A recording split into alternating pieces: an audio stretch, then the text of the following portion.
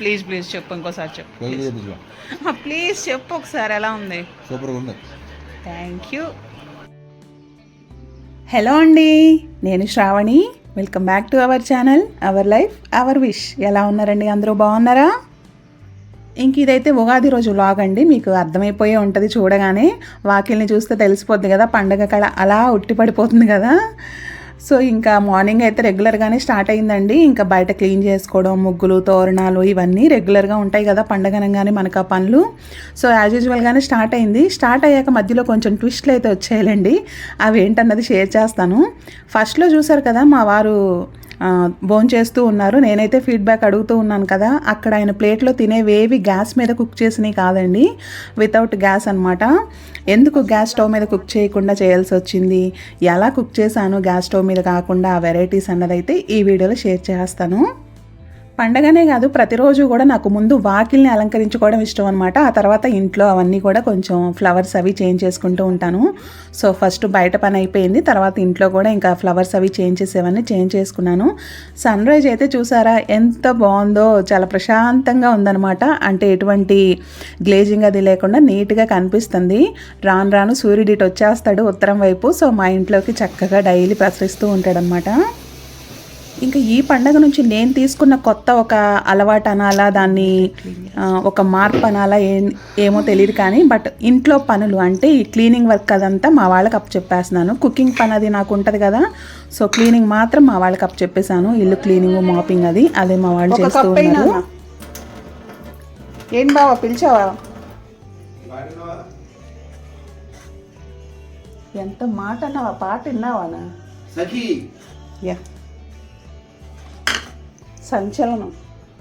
అప్పట్లో మాధవన్ అంటే మామూలు క్రేజ్ కాదు.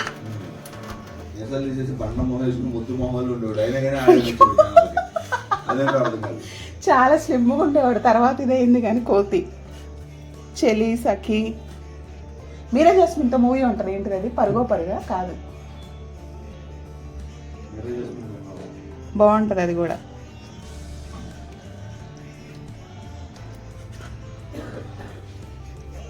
బట్టలు కొత్త బట్టలు, చిన్న బట్టలన్నీ తీసుకురాము.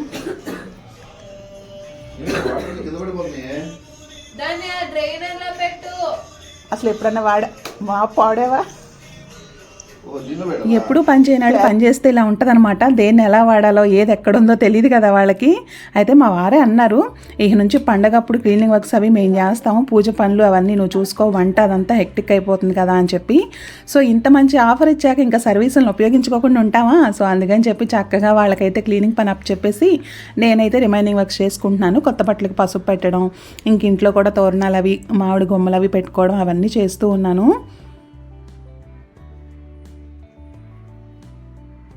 పండగ అంటే ఇంటికి మామిడి తోరణాలు, పూలమాలలు ఎంత అందాన్ని తెస్తాయో, మన కాళ్ళకి పసుపు కూడా అంతకన్నా అందాన్ని తీసుకొస్తుంది కదా. సో ఖచ్చితంగా వీడప్పుడు రాసుకున్నా రాసుకోకపోయినా పండగలప్పుడు మాత్రం ఖచ్చితంగా కాళ్ళ నిండా పసుపు రాసుకోవాలండి, చాలా మంచిది.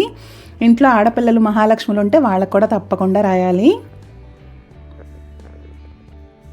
పొద్దున్నే కాఫీ తాగేసాం అనమాట. పిల్లలకి పాలు ఇచ్చి నేను కాఫీ, మా వారు పాలు, ఇంకా అట్లా కొంచెం పొట్టలో అయితే పడింది. సో ఎనర్జీ బాగానే ఉంది. ఇంకా రిమైనింగ్ వర్క్స్ అన్నీ చేసుకుని పూజ అంతా అయ్యాకే టిఫిన్లు చేద్దాంలే అని చెప్పి ఇంకా టిఫిన్ల వరకు అంటే గారెలు అవి వేయట్లేదు. జనరల్గా ఎప్పుడన్నా మా వాళ్ళకి ముందు ఇచ్చేస్తాను బ్రేక్ఫాస్ట్, బట్ ఈసారి అయితే వాళ్ళు వద్దు, పూజ అయ్యాకే తిందామన్నారు.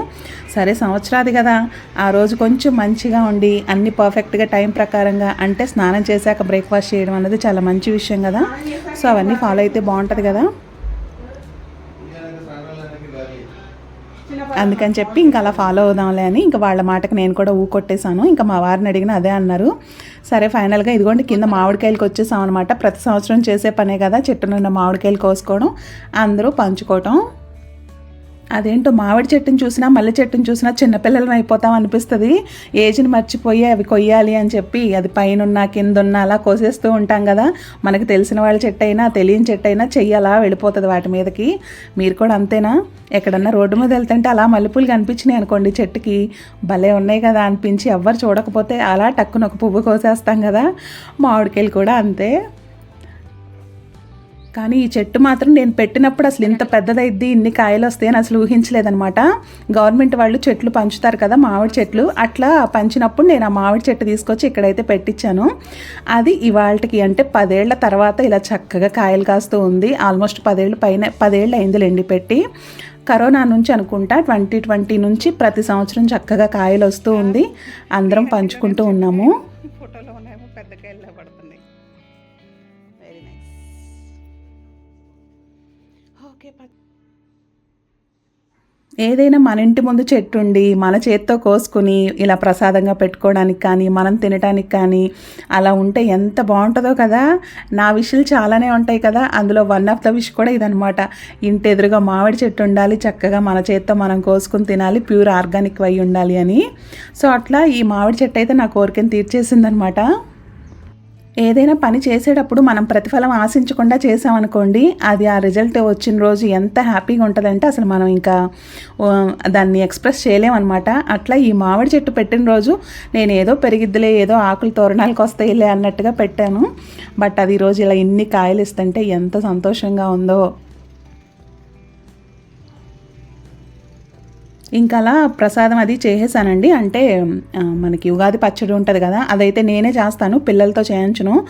ఏంటో కొన్ని నాకు అలా ఇదనమాట. పచ్చడి నేను చేస్తాను, ప్రసాదంగా మా వారు పెడతారనమాట అందరికంటే. ఆ పచ్చడిని అందరికీ ఆయన చేతులతో పెడతారు. సో అట్లా కుటుంబ పెద్దలుగా మనం చేయాల్సినవి కొన్ని ఉంటాయి కదా, అవి మనం చేస్తేనే బాగుంటుందని నా ఫీలింగ్. సో అందుకని చెప్పి ప్రసాదం పిల్లలకైతే అప్పు చెప్పను, బట్ ఏమేమి వేస్తారు ఎలా ఏంటి ప్రాసెస్ అంతా వాళ్ళతోనే చేయించుతాను. అంటే వేప పువ్వు వలిపించడం, వీలైతే మామిడికాయలు కట్ చేయించడం అట్లా.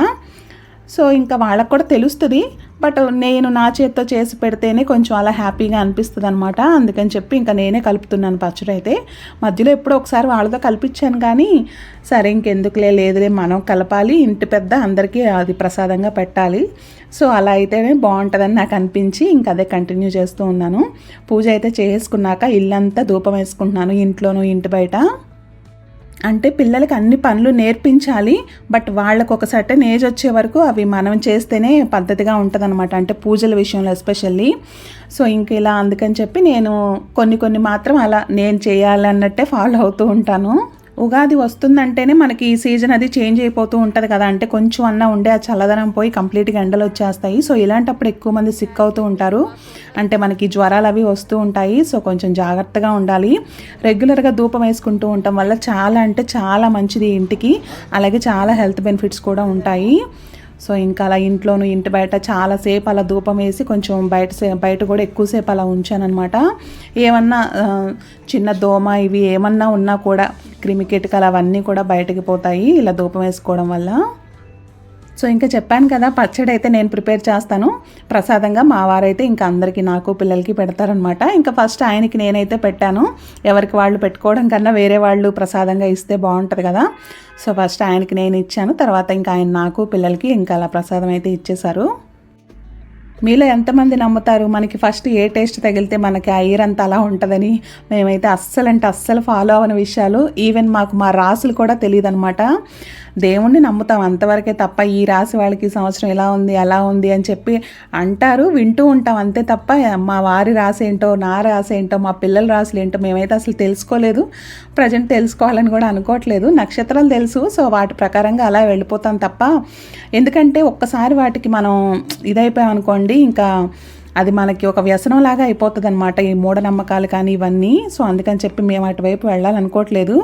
ఈ రాశి వాళ్ళకి ఇలా ఉంటుంది, ఇలా జరిగిద్ది, ఇంత ఆదాయం, ఇంత నష్టం, ఇవన్నీ మనం విన్నాం అనుకోండి, తెలియకుండానే మనకి అలా బ్రెయిన్లో ఫీడ్ అయిపోద్ది అనమాట. ఓహో మనకి ఇయర్ ఇలా ఉండబోతుంది అని చెప్పి మనకి మైండ్ అలా ట్యూన్ అయిపోతుంది. సో పాజిటివ్గా ఉన్నదాన్ని కూడా మనం నెగిటివ్గానే థింక్ చేస్తాం. మనకి ఈ సంవత్సరం ఇంకేదో కష్టం రాబోతుంది, రాశి ఫలాల్లో అలా చెప్పారు కదా, ఇలా జరుగుతుందేమో అని లేనిపోని వర్రీస్ వచ్చేస్తాయి. సో ఇంకా మేమైతే అసలు వాటిని ఫాలో అవ్వము. అయ్యే వాళ్ళది తప్పని కాదు, కానీ బట్ ఏంటంటే ఏది ఎంతవరకు తీసుకోవాలో అంతవరకు తీసుకుంటేనే మంచిదండి. ఎక్కువగా మనసుకి ఏది తీసుకోవద్దు.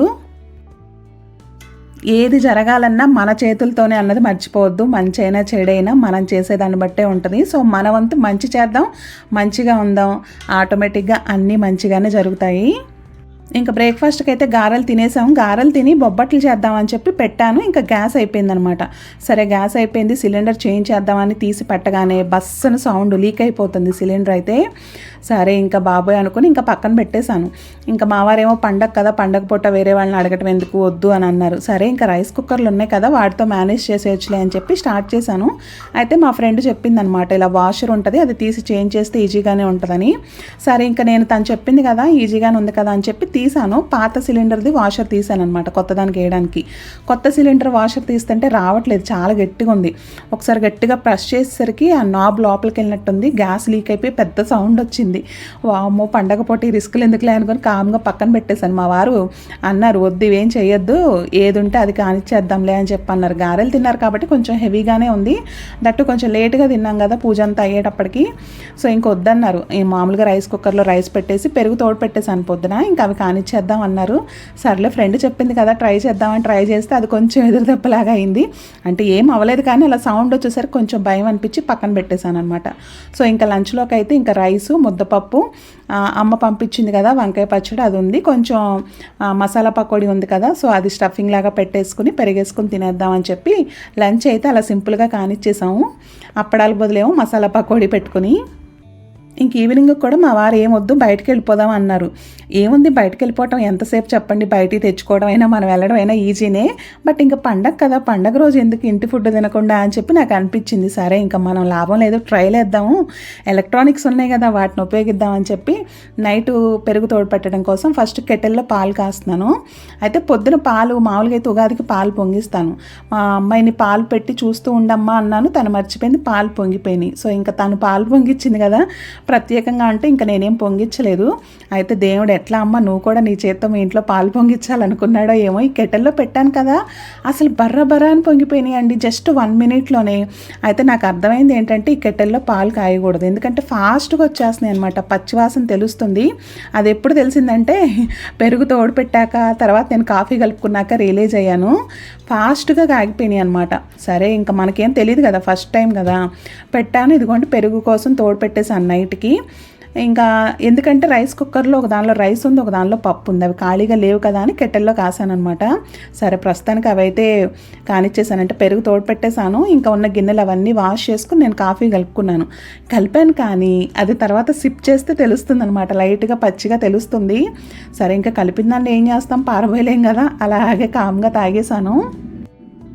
ఎందుకు మనకి రిస్క్, బయటకు వెళ్ళిపోయి ఈజీగా ఎంజాయ్ చేసేయచ్చు అనిపిస్తుంది కానీ సర్లే ఎందుకు పండగ పూట మన వంతు మనం ఏదో ఒకటి ట్రై చేద్దాం, దేవుడు మనల్ని రెగ్యులర్గా కాకుండా కొంచెం ఇన్నోవేటివ్గా ఆలోచించేలాగా ట్రై చేయమని చెప్పి ఉగాది రోజు ఇలా చేశాడు అనిపించింది.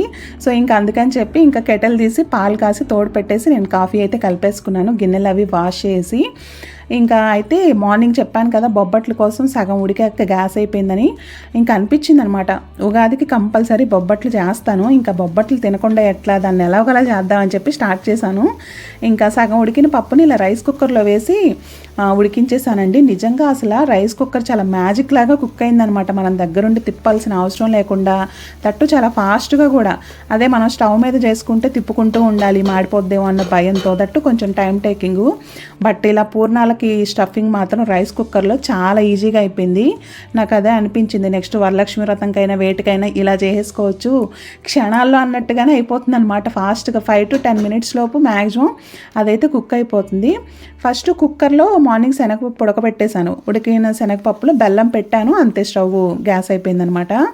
సో ఇంకా అది తీసుకుని ఇలా రైస్ కుక్కర్లో మొత్తానికి కుక్ చేశాను, చాలా ఫాస్ట్గా చక్కగా ఈజీగా అయిపోయింది ఈ పని అయితే. ఫస్ట్ కొంచెమే పెట్టాను, మళ్ళీ ఎలా వస్తుందో ఏంటో అన్న భయంతో. సో ఇంకా తర్వాత రిమైనింగ్ కూడా కుక్ చేశాను. ఇంకైతే దానికి మనకి స్టఫింగ్ కావాలి, అవుటర్ పార్ట్ కావాలి కదా బొబ్బట్లకి, ఇంకా మైదా పిండి కలిపాను అనమాట. ఎప్పుడు బొబ్బట్లు గోధుమ పిండితోనే చేస్తాను, సో గట్టిగా వస్తాయి కొంచెం. సరే ఈసారి మైదాతో చేద్దాంలే అని మైదా పిండి కలిపేశాను. స్టఫింగ్ కూడా రెడీ అయిపోయింది కదా, అది చల్లగా అవ్వాలి అని ఇంకా మా వారు నేను కాసేపు అలా వాకింగ్కి వెళ్ళాం అనమాట. ఇంట్లోనే ఉంటే అలాగే అయిపోతుంది కదా, సో కొంచెం అలా ఫ్రెష్ ఎయిర్ పీల్చుకున్నట్టు ఉంటుందని చెప్పి కాసేపు అలా బయటకు వెళ్ళాము. నాకు అదే అనిపించింది, ఉగాది చాలా కొత్తగా ఉంది, అంటే మనలోని ఆ ఇన్నోవేటివ్ థాట్స్ని బయటకు తీసేలాగా ఉంది. రెగ్యులర్గా ఉంటే ఏముంది, స్టవ్ మీద అన్నీ చేసేస్తాం, కామ్గా ఏముండదు, అలాగే అంత అప్రిసియేషన్ కూడా ఏముండదు, రెగ్యులర్గా చేసే వర్కే కదా అని చెప్పి నేను ఇలా చేసి నైట్ మా వారికి పెట్టేసరికి ఆయనైతే అబ్బా ఈ గ్యాస్ లేకపోయినా కూడా ఇంత ఇన్నోవేటివ్గా నీకు చెయ్యాలి అన్న ఆలోచన రావటం గ్రేటే బుజ్జి అని చెప్పి మా వారు తెగ పొగిడేశారు. నాకు కూడా ఎంత సంతోషం అనిపించిందంటే, కామ్గా ఉంటే ఇవన్నీ మిస్ అయిపోయేదాన్ని కదా. సో ఇంకా టైంని ఊరికే ఫోన్ చూస్తూ వేస్ట్ చేయకుండా కొంచెం ఏదో ఒకటి డిఫరెంట్గా ట్రై చేద్దాం, టైం ఎక్కువ తీసుకున్నా పర్లేదు, కొంచెం ఏదో ఒకటి కొత్తగా ట్రై చేద్దాము, దట్టు కొంచెం ఇంట్లో కుక్ చేసి పెడితేనే పండగ ఫీల్ కదా, బయట తెచ్చుకుని తింటే ఏముంటుంది చెప్పండి. అందుకని చెప్పి కొంచెం టైం టేకింగే, బట్ అయినా కానీ కిచెన్లో ఆ రోజు ఎంత టైం పట్టి అవన్నీ కుక్ చేశానంటే, ఎందుకంటే స్లోగా అవుతుంది కదా కొన్ని వీటిల్లో కంపేర్ టు మనకి స్టవ్ మీద కన్నా.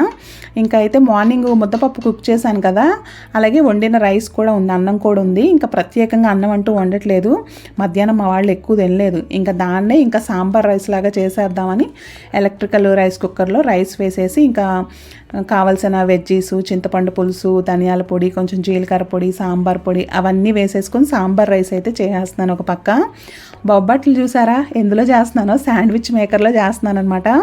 ఇంకా అది చిన్నగా ఉంటుంది కదా, అందుకని చిన్న చిన్న అప్పాల్లాగా, అప్పాలు కాదులేండి కొంచెం అప్పచ్చిల్లాగానే చేశాను. సో చిన్నవన్నమాట, మరి పెద్దవైతే మళ్ళీ ఎలా వస్తుందో అన్న ఇదితో ఫస్ట్ టైం కదా, సో అందుకని చెప్పి ఇలా చిన్న చిన్నగా చేశాను. కానీ నిజంగా అండి, నిజం చెప్తున్నాను, ఇది కూడా ఎంత ఈజీగా అయిపోయిందో, అలాగే ఒక మంచి టేస్ట్ కూడా ఉంది. పైన ఏంటంటే కొద్దిగా క్రంచీగా వచ్చింది, అంటే మనకి క్రంచీగా అక్కర్లేదు, సాఫ్ట్గా కావాలంటే ఫాస్ట్గా తీసేయచ్చు. నేనేంటంటే సరే చూద్దాం అసలు ఎలా వస్తుందా ఏంటా అని చెప్పి ఉంచాను.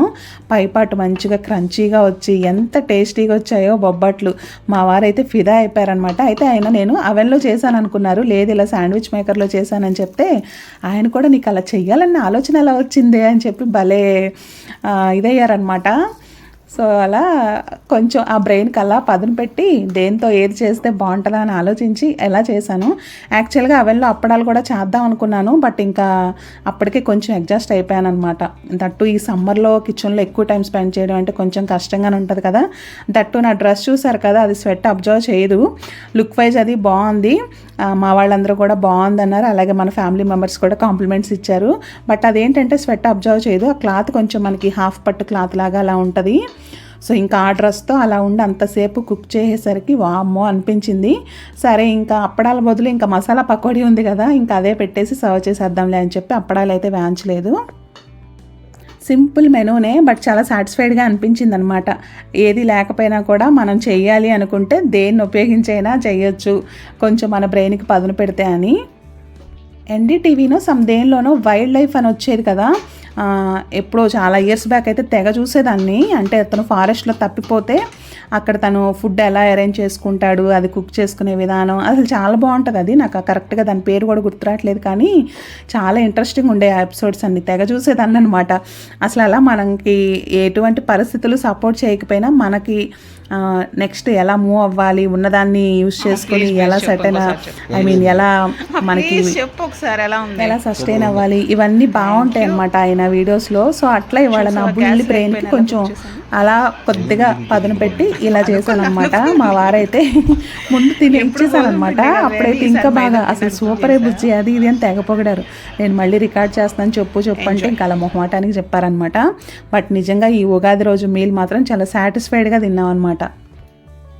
సో అలా చాలా హ్యాపీగా అనిపించింది ఈ ఉగాది మాత్రం.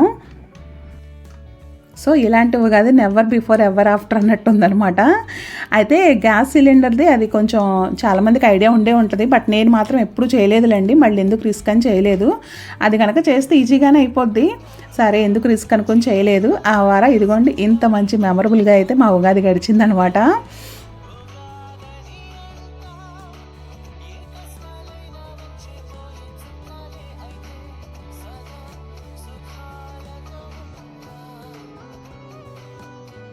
సో అదండి మా ఉగాది అయితే ఇలా జరిగింది. సో ఇదండి ఇవాళ వీడియో. మరొక మంచి వీడియోతో మళ్ళీ కలుద్దాం. మీకు కనుక నా వీడియోస్ నచ్చితే తప్పకుండా ఛానల్ని సబ్స్క్రైబ్ చేసి వీడియోస్ని లైక్ చేసి వీడియో ఎలా ఉందన్నది మీ ఫీడ్బ్యాక్ నాకు తెలియజేస్తారు కదా. మరొక మంచి వీడియోతో మళ్ళీ కలుద్దామండి. Thank you so much for watching అండి. కీప్ సపోర్టింగ్ మీ. బాయ్.